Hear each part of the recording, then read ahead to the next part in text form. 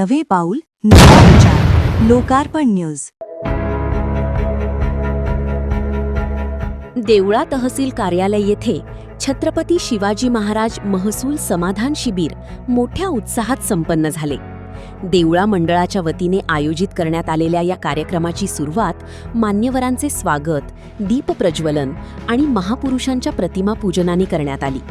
कार्यक्रमाचे उद्घाटन चांदवड उपविभागीय अधिकारी कैलास कडलग यांच्या हस्ते करण्यात आले।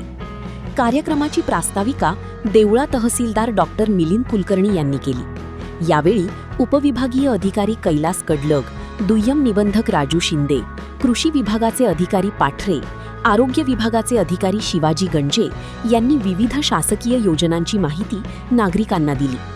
देवळा महसूल प्रशासनातर्फे डॉक्टर बाबासाहेब आंबेडकर जयंतीनिमित्त 14 एप्रिल 2026 पासून थेट तुमच्या दारी छत्रपती शिवाजी महाराज गाव भेट समाधान शिबिर उपक्रम सुरू करण्यात आला।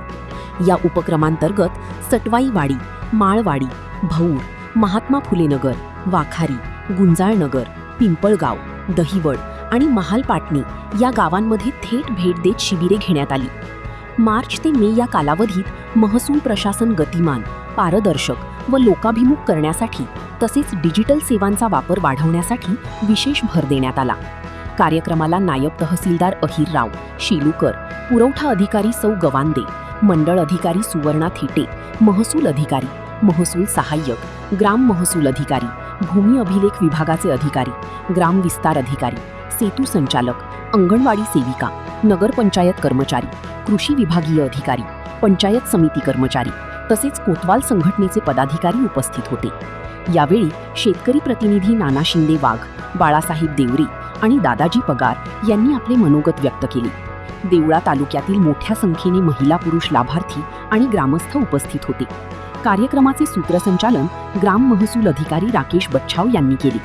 कार्यक्रमात विविध दाखल्यांचे वाटप करण्यात आले आणि देवळा मंडळाच्या वतीने हा उपक्रम यशस्वीरित्या पार पडला। शिबिर जरी आता आपल्याकडे संपत असली तरी गाव भेट योजना आपण सुरू केलेली आहे। या शिबिर होणाऱ्या गावाव्यतिरिक्त बाकी सर्व गाव भेटी आपण कव्हर करणार आहोत। त्यानंतर पुन्हा पुढच्या महिन्यात मंडळ स्तरावर खास तुमचे सातबारे वेगळे करण्याची जी मोहीम आहे, एका सातबाऱ्यात आणेवारी लागून बरेच सातबारे झाले। पूर्वी तुकड्याची अडचण होती, तुकडा हा आता 20 गुंठे जिरायत आणि 10 गुंठे बागायत झाल्यामुळे तुमचे बरेचसे सातबाऱ्यावरचे जे विभक्त सातबारा करण्याचे जे अडचणी आहेत त्या दूर झालेल्या आहेत। त्याचा तुम्हाला फायदा अग्रिस्ट ॲक्टमध्ये होईल। तुम्हाला शेतकरी पेन्शन योजना जी चालू आहे त्यामध्ये सुद्धा होऊ शकतो आणि आपला सातबारा वेगळा झाला म्हणजे आपल्याला आपलं कर्ज वेगळं करता येतं आणि बाकीच्या सुधारणा आहे ते तुम्हाला सुलभ होईल। शासनाने आता वाटपानंतर जी मोजणी फी आहे ती सुद्धा कमी केलेली आहे। आपण सर्वांनी सहधारक असलेल्या सातबारावरील सर्वांनी स्वाक्षरीने अर्ज तहसील आणि तलाठी आणि मंडळ स्तरावर दिला अंमलाधिकाऱ्यांकडे। त्याची छाननी हो तो अर्ज तहसीलदार साहेबांकडे आल्यानंतर त्याचा जो 1 महिना पिरियड आहे नोटीस तो झाल्यानंतर ते कलम 85 खाली आपल्याला वाटप करण्याचा आदेश देतील आणि त्यासाठी मोजणी फी जी आहे ती भरण्याचा आदेश देतील। मोजणी फी भरल्यानंतर मोजणी होऊन आल्यानंतर आपले सातबारे वेगळे करण्यात येईल।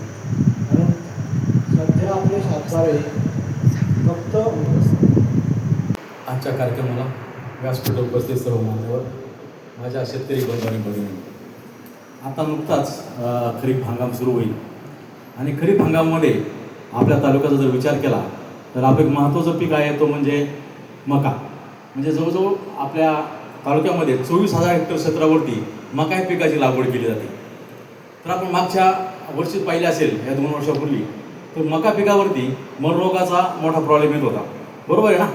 मर रोगाचा हा प्रॉब्लेम होता, हा काय येतो तर आपल्याला काय करावं लागेल, थोडासा पिकामध्ये बदल करता येईल का तर ह्याचा थोडा विचार करावा लागेल। आपण काय करतोय त्याच क्षेत्रावरती परत तेच पीक घेतलं की बुरशीची वाढ मोठ्या प्रमाणात होऊ राहिली आणि ह्याच्यामुळं हा मर रोगाचा प्रॉब्लेम होतोय। आणि हा मग कधी येतो, हा शेवटी येतो बघा. सुरुवातीला येत नाही, हा मग शेवटी आला की ह्याच्यावर काहीच उपाय करता येत नाही. त्यासाठी शेतकऱ्यांना एक विनंती आहे, ज्यावेळेस आपण पेरणी करणार त्याच्या अगोदर ट्रायकोडर्मा या बुरशीची त्याच्यावरती बीज प्रक्रिया केली तर नक्कीच हा प्रॉब्लेम काही प्रमाणात आपला कमी करू शकतो आपण. त्यासाठी 4 ते 5 ग्रॅम प्रति kg या प्रमाणात बीज प्रक्रिया करावी. आणि ह्याला काय एखादा पर्यायी पीक आपल्याला घेता येईल का? आता कसं आहे, हा महत्त्वाचं पीक आहे मका आपल्यासाठी, पण ह्याच्यामध्ये जर सोयाबीनचा अंतर्भाव केला की सोयाबीनकडे आपण थोडंफार वळलो तर हे एक चांगल्या पद्धतीने पीक होऊ शकतं. आता कारण आता वरुंडेचा भाग असेल, लोणेरचा काय असेल, या भागामध्ये जरा सोयाबीन घेतलं जातं, जसं कळवणमध्ये मोठ्या प्रमाणात सोयाबीन घेतलं जातं. असं काय आपल्याला थोडासा बदल करता येईल का? एखादा वर्ष जरी आपण ते क्षेत्र खाली ठेवलं आणि दुसरं पीक घेतलं तर पुढच्या वर्षी नक्कीच मक्यासाठी हा प्रॉब्लेम येणार नाही. त्याच्यानंतर आमची जी एक महाडीबीटी योजना आहे, आपल्या सर्वांना माहीत असेल, आपण मागच्या वर्षी मोठ्या प्रमाणात महाडीबीटीमध्ये शेतकऱ्यांना अवजारे असतील, ट्रॅक्टर असतील, या प्रमाणात अवजारांची ज्यांची जर लॉटरीमध्ये निवड झाली अशा सर्वांना, ज्यांना पूर्वसंमती मिळाली, ज्यांनी कागदपत्र अपलोड केले, अशा सर्वांना त्याचा लाभ देण्यात आलेला आहे. काही शेतकऱ्यांचे अजून पैसे बाकी आहेत, त्याचाही काल विषय झाला तर आमच्या मिटिंगमध्ये, तर त्यांच्याही सर्वांचे पैसे मिळतील. जवळजवळ आपल्या 991 लोकांचे, शेतकऱ्यांचे 9 कोटी देणं बाकी आहे, तर ते कालांतराने मिळून जाईल. त्याच्यामध्ये अजून एक अशी एक हे आहे, म्हणजे अशी घटना कोणा घडू नये, पण आपला शेतकरी ज्यावेळेस शेतीचे कामं करत असतो अशा वेळेस कधी अपघात झाला तर कैलासवती अशी गोपीनाथमध्ये अपघात विमा ही एक योजना आहे. याच्यामध्ये जर आपला घरातला करता पुरुष गेला, शेतकरी गेला, रस्ते अपघात असेल, वीज पडून असेल, पाण्यात पडून मृत्यू असेल किंवा पुरात वाहून असेल, असं कोणताही अपघात झाला तर त्यासाठी शासन 2 लाख रुपये त्या कुटुंबाला एक आर्थिक सहाय्य देतं. तर अशा पद्धतीनं आपण मागच्या वर्षी 6 शेतकऱ्यांना असा लाभ दिलेला आहे. त्याचे अध्यक्ष आपले तहसीलदार साहेब असतात. तर आम्ही बऱ्यापैकी एकही केस आम्ही करत नाही, जे आहे एखादी प्रॉब्लेम असेल तरच ती केस रिजेक्ट होती, नाही तर सर्व केस आपण लाभ दिला जातो. परत अजून एक, आता महिला वर्ग भरपूर आहे याच्यामध्ये, तर महिलांसाठी एक योजना आहे सूक्ष्म प्रक्रिया अन्न प्रक्रिया उद्योग म्हणून. याच्यामध्ये 35% सबसिडी आहे. जर एखादी महिला होतकरू असतील किंवा बचत गट असतील यांच्यासाठी 35% सबसिडीवरती मसाला कांडप असेल, पापड उद्योग असेल, बेकरी प्रोडक्ट असतील किंवा पुरणपोळी असा एक उद्योग आहे. जे उद्योग आहेत यासाठी आपल्याला एक शासनाचं अनुदान आहे. तर महिलांनी जास्त सहभाग घ्यावा अशी मी सर्वांना विनंती करतो.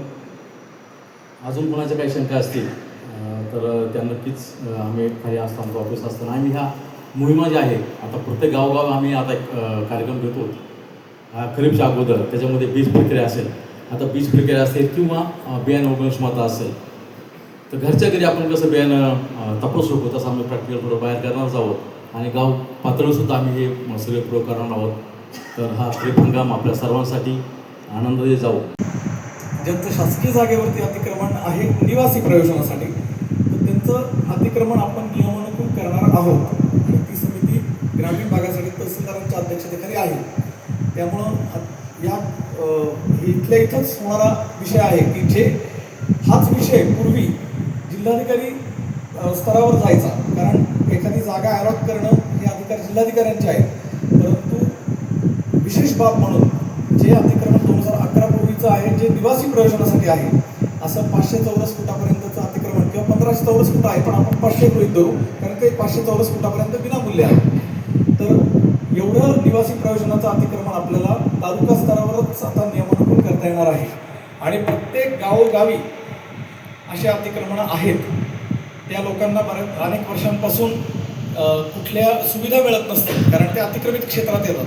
अधिकृत नसल्यामुळे मग नळ कनेक्शन असेल, वीज कनेक्शन असेल किंवा त्यांना जर त्यांचं घर पक्कं करायचं असेल तर ती जागाच आपल्या मालकीची नाही, तर मग इथं घर बांधायचं आणि उद्या चालून जर परत काही अतिक्रमण काढण्याचे आदेश आले तर मग तो केलेला खर्च पण वाया जाणार.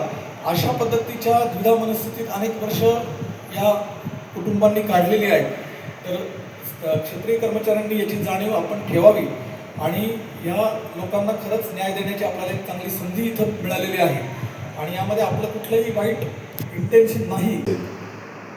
आणि तुमचं नाव मोबदला वगैरे सगळं देऊन जर सातबाराला मालकी सदरी लागले नसेल तर त्याचा कालावधी आहे 15/11/1965 ते 15/10/2024 पर्यंत.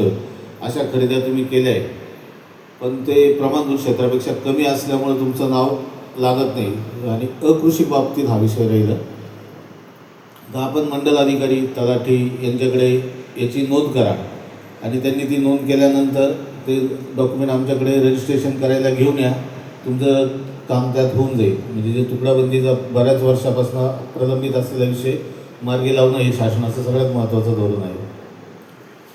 तसेच आपल्याकडे एक सलोखा योजना पण शासनाने 2023 अंमलात आणली. सलोखा योजनेचा अर्थ असा की एक शेती माझ्याकडे एक गट आणि एक तुमच्याकडे, पण तुमचा गट मी कसतो, माझा गट तुम्ही कसता. त्यामध्ये सलोखा योजनेत आदला बदल केली तर पूर्वी 5% स्टॅम्प लागायचा. आता 1000 रुपये नोंदणी फी आणि 1000 रुपये स्टॅम्पवर सदर बाब होऊ शकते. तर हे सरकारचं धोरण की याच्यात एक गावात जे भांडणं होतात की जमीन माझी पण कसतो तू, तर एकमेकाच्या सहमतीने आणि आपल्या मंडळ अधिकारी तलाठी यांचा 12 वर्षापासून ती जमीन तुमच्या ताब्यात आहे याचा दाखला आमच्याकडे दिल्यानंतर 1000 रुपये नोंदणी फी आणि 1000 रुपये स्टॅम्प ड्युटीमध्ये तुमचा तो दस्त सलोखा योजनेच्या याच्यात नोंदवला जातो. आणि एक विशेष बाब सांगावीशी वाटते की सलोखा योजनेला नाशिक जिल्ह्यामध्ये सगळ्यात जास्त रिस्पॉन्स देवळा तालुक्याने दिलेला आहे आणि देवळा तालुक्यात सलोखा योजनेचे सगळ्यात जास्त दस्त नोंदवण्यात आले. पण आता एवढ्या 4-5 महिन्यात कोणीच आलं नाही त्या बाबतीत. तर जर आपल्याकडे कोणाकडे असं असेल की एक जमीन तुमची असून कसतो दुसरा आहे, त्याची जमीन कसता तुम्ही, असं काही तुमच्या निदर्शनात आलं असेल किंवा अशी बाब प्रलंबित असेल तर आमच्याशी कॉन्टॅक्ट करा. तुमचं सलोखा योजनामध्ये ते काम अगदी सहजगत्या होऊन जाईल. आणि तसेच आता वाटपपत्र, जे वाटपपत्र पूर्वी 1% नोंदणी फी लागायची, आता वाटपपत्राला नाममात्र 500 रुपयाची नोंदणी फीवर तुमचं आपसातलं वाटप आता होऊ शकतं. तसेच बक्षीसपत्र, आई वडील जर मुलाला मुलीला देत असेल तर त्यावर फक्त 1% अधिभार आहे, मुद्रांक शुल्काची माफी दिलेली आहे. आणि तसंच एक जिल्हा एक नोंदणी, म्हणजे आता नाशिक जिल्ह्यामध्ये जेवढे तालुके आहेत तर तुम्ही कोणत्याही तालुक्याचं नोंदणी नाशिक जिल्ह्यात कोणत्याही सब रजिस्टर ऑफिसला करू शकता.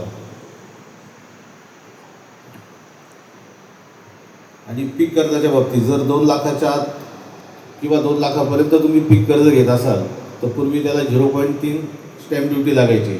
आता त्याला स्टॅम्प ड्युटी पूर्णपणे माफ केलेली आहे शासनाने, 2 लाख किंवा 2 लाखाच्या आत जर कर्ज असेल तर. आणि शैक्षणिक कर्ज असेल, जर एखादा मुलगा परदेशात शिकायला जाणार असेल किंवा उच्च शिक्षण घ्यायचं असेल त्याला, तर त्याकरता आपल्याकडे भांडवल उपलब्ध नसेल, पैसा नसेल तर शैक्षणिक कर्ज आपण बँकेकडनं घेऊ शकतो. तर त्या शैक्षणिक कर्जाला सुद्धा स्टॅम्प ड्युटी माफ आहे. प्रतिनिधी रितू मुकुंदा निर्भवणी.